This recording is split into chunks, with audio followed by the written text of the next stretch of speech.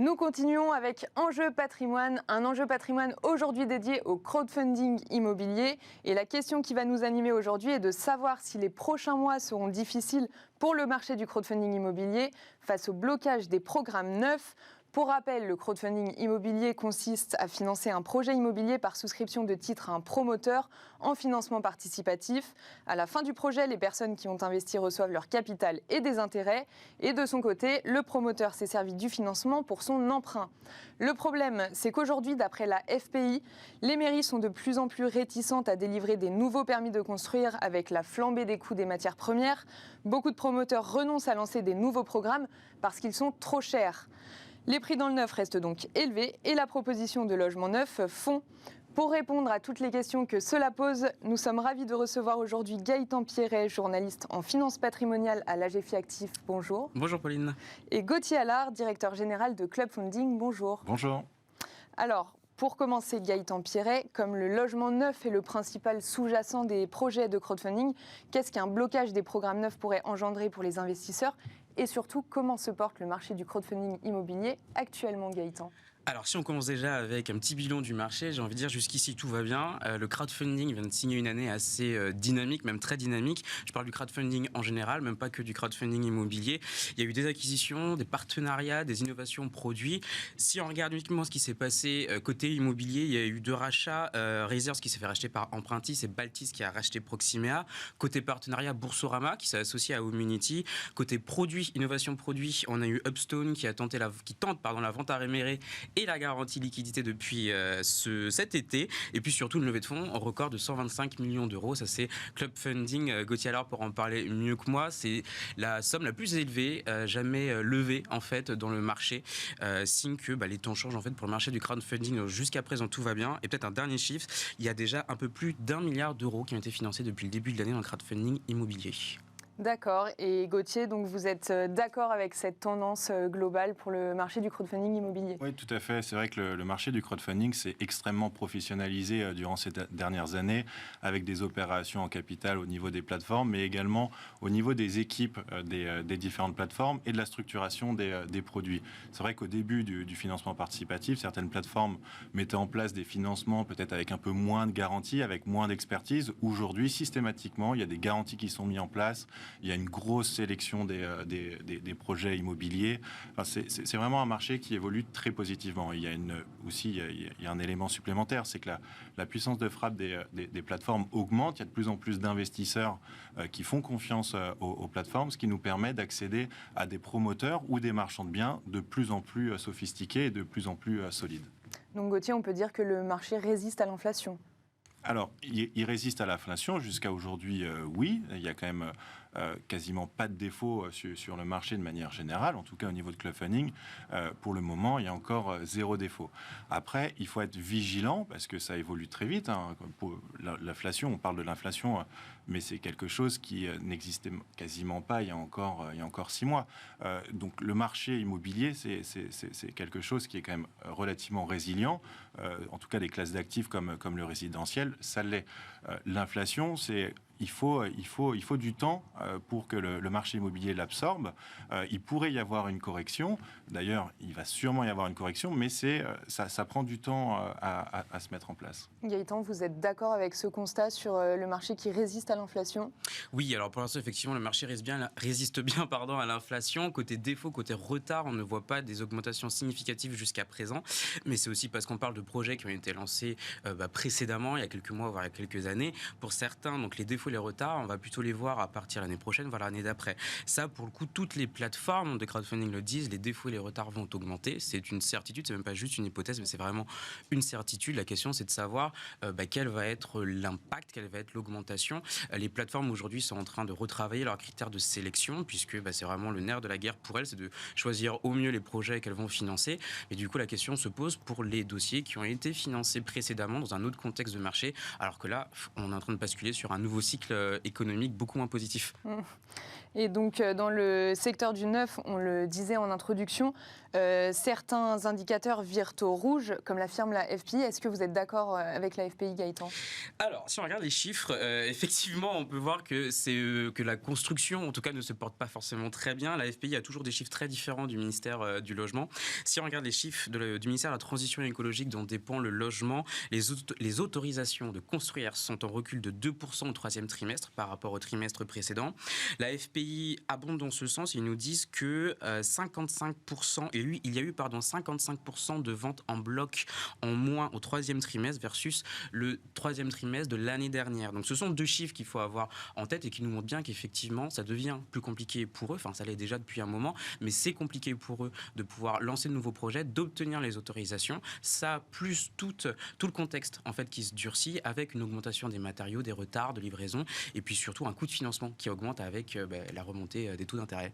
Et donc, quel en est l'impact pour le marché global du crowdfunding, Gaëtan Piret? Alors, ce qu'on peut voir, déjà, ce qu'on peut imaginer, parce que pour l'instant, ça ne se traduit pas forcément beaucoup dans les chiffres des plateformes. Première conséquence que l'on peut imaginer, c'est peut-être un peu moins de projets de construction qui vont être proposés par les plateformes de crowdfunding. Donc ça va venir amplifier le déséquilibre entre l'offre et la demande. Aujourd'hui, on voit qu'il y a beaucoup plus de demandes de la part d'investisseurs que de projets qui sont proposés par les plateformes de crowdfunding. Et puis le deuxième point, c'est peut-être qu'on va avoir un report un peu plus massif des plateformes vers le marchand de biens.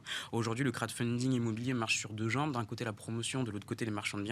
Là, potentiellement, on peut imaginer que les plateformes vont davantage aller vers le marchand de biens parce que plus facile, ce sont des projets plus faciles à lancer que ceux de promotion immobilière.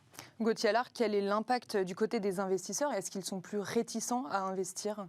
Ils sont vigilants, ils sont toujours présents. Ils vont regarder surtout les niveaux de garantie mis en place sur les projets et également la typologie des projets. C'est vrai que les promoteurs aujourd'hui, c'est pas facile de se projeter parce qu'il y a quand même un niveau de risque qui est assez important. Après, sur les opérations de marchand de biens, on arrive encore à sécuriser des opérations sur des durées qui peuvent être même assez courtes. Par exemple, Club Funding, sur les 300 millions d'euros financés l'année dernière, on a à peu près 80% d'opérations financées, c'est des opérations de marchand de biens. Cette année, on envisage de financer à peu près 500 millions d'euros et je pense même qu'on a dépassé les 80% d'opérations de marchand de biens financées. Donc c'est simplement, c'est un constat. Je pense que les autres plateformes vont devoir réagir en finançant davantage d'opérations de marchand de biens, plus en tout cas que de la promotion immobilière. Vous avez parlé de garanties. Quelles sont les garanties pour les investisseurs, Gauthier Allard? On a tout un tas de garanties à mettre en place sur les projets. De manière assez systématique, on met en place la caution personnelle des dirigeants. Et on a l'avantage de financer des opérateurs qui ont déjà du patrimoine, parfois même plusieurs dizaines de millions d'euros. Donc ça sécurise déjà les opérations. Et ensuite, on met en place des garanties corporate. Ça va être, par exemple, une caution personne morale de la holding des dirigeants ou de la société, une GAPD de la société. Et ensuite, il y a des garanties qui sont au niveau du projet. On va mettre en place une hypothèque de premier rang ou de second rang, une fiducie sur l'actif ou sur les titres. Et ça également, ça évolue énormément. Sur les volumes financés par Club Funding cette année, ça représente, je pense, à peu près 60% des projets financés ont des garanties de premier rang. Pourquoi ? Parce qu'on vient se substituer aux banques sur des bridges de financement, notamment en fin d'année, où les banques n'ont pas forcément le temps d'intervenir. Les opérateurs se sont engagés pour réaliser l'acquisition et nous demandent des bridges de financement avec des LTV qui sont parfois même faibles. Des fois, on a des projets où il n'y a que 50% de LTV, parce que c'est des sociétés qui ont beaucoup d'equity, et nous demandent un bridge de 6 mois. Donc là, on est quand même dans un cadre qui reste extrêmement sécurisé. Et tout ça, on le price à des taux qui restent quand même assez élevés. On est à 10%, avec en plus des coupons mensuels. Donc on parle beaucoup de risques sur le marché immobilier, mais on arrive encore à structurer des opérations qui sont vraiment très peu risquées, parce qu'une couverture au niveau de l'equity, des garanties qui sont extrêmement solides, on prend quasiment les garanties des banques alors qu'on le fait à des taux qui sont beaucoup plus élevés. Mmh. Gaëtan, vous aviez évoqué la hausse des taux tout à l'heure. Quelle est l'incidence de la hausse des taux sur le marché global du crowdfunding immobilier d'après vous ? Ça, effectivement, la question se pose parce que ça vient renchérir le coût du financement pour les porteurs de projets, pour les promoteurs, pour les opérateurs de marchands de biens. Donc, il faut voir, en fait, quand ils se financent via des plateformes de crowdfunding, ils ont quand même des taux d'intérêt qui sont plus élevés que ceux pratiqués par les banques. Peut-être que demain, ça va un peu changer la donne. Ils ont quand même des contreparties. Certes, ils ont des taux plus élevés avec le crowdfunding, mais en échange, ils vont avoir l'argent qui va être versé beaucoup plus rapidement. Ça leur permet d'éviter de puiser dans leurs fonds propres. Donc, il faut voir si le fait que le coût du financement bancaire augmente, peut-être qu'ils vont aller chercher davantage de financement à 100% via les plateformes de crowdfunding en se disant de toute façon je vais avoir un coût qui va être assez élevé, au moins avec le crowdfunding je peux avoir un financement assez rapide et puis total. Peut-être que on peut quand même souligner ce point, c'est que jusqu'à présent le gros du marché finançait des fonds propres de promoteurs, d'opérateurs. Ça veut dire qu'à côté il y avait quand même une banque. Il y a certaines plateformes comme Club Funding maintenant qui s'y mettent, qui font du financement à 100% de projets, donc c'est-à-dire sans banque. Ça peut plaire à certains investisseurs parce qu'effectivement il y a plus de garanties. De l'autre côté, ça peut aussi en effrayer certains, notamment ceux qui arrivent via la clientèle patrimoniale et qui sont attachés à avoir le tampon de la banque. Le fait qu'il y ait une banque qui est présente dans la chaîne de financement, certains, notamment CGP, mais certains investisseurs peuvent aussi apprécier en se disant il y a une banque qui a validé, donc c'est plutôt positif.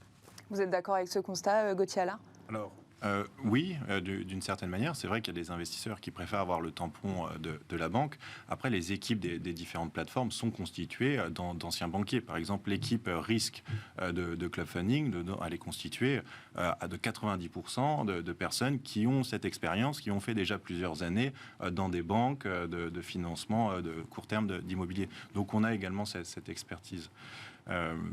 Mais c'est vrai qu'on compare souvent deux opérations, une opération en fonds propres et une opération en financement unitranche, donc où on remplace les financements seniors. Mais il y a quand même un niveau de risque qui est complètement différent. Parce que quand il y a un retournement de marché, si on reprend une opération de marchand de biens classique ou de promotion, il y a d'abord l'impact, s'il y a une baisse des prix, il y a l'impact de la marge, ensuite des fonds propres de l'opérateur, ensuite de la dette obligataire faite par les plateformes, si c'est du financement de fonds propres, et ensuite la dette senior. Mais si on finance que la dette senior, finalement, il y a plusieurs couches quand même. Il y a quand même une couche de fonds propres qui est faite par l'opérateur, plus la marge. Donc on arrive vraiment à bien sécuriser les opérations. Gaëtan Pierret, est-ce qu'on peut déjà prévoir des mois difficiles, comme vous l'évoquiez tout à l'heure sur le marché du crowdfunding immobilier? Est-ce qu'il ne faut pas attendre plusieurs mois, voire années, pour sentir les répercussions des blocages des programmes neufs sur ce marché? Alors, c'est sûr que les premières conséquences que l'on risque de voir, ça va être la baisse du nombre de projets. Peut-être qu'on va voir des plateformes qui vont être moins dynamiques et qui vont proposer moins de collecte sur leur site. Sur les retards et sur les défauts, ça, comme je disais, il faudra attendre un peu plus pour les voir augmenter. Déjà, il faudra que la masse de projets actuellement en cours de développement soit écoulée pour voir si du coup, il va y avoir un peu plus de casse. Si on veut faire du crowdfunding aujourd'hui, je dirais qu'il faut suivre plus que jamais la règle de diversification et y aller à petits pas, c'est-à-dire ne pas investir forcément tout de suite des grosses sommes. D'abord tester, diversifier au niveau du nombre de projets, mais aussi au niveau des plateformes, parce que chaque plateforme, comme on le disait, a ses propres critères de sélection. Donc du coup, s'exposer à différents types de critères de sélection. Alors, pourquoi le marché du crowdfunding fonctionne toujours autant d'après vous, Gaëtan? Alors pour ça, j'ai un chiffre, 9%.